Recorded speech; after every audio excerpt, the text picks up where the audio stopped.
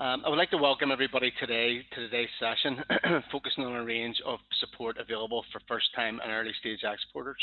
I'm Glenn Patterson, and I head up the team within InvestNI who look after early-stage exporter companies.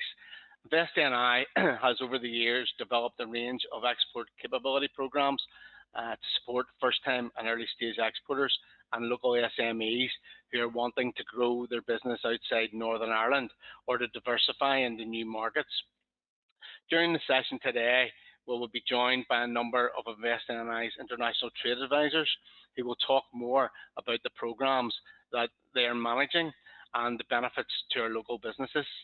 We will also be joined by a number of successful local businesses who have worked closely with our trade advisors and have accessed InvestNI's trade support to help them develop new sales in new markets and also within existing markets.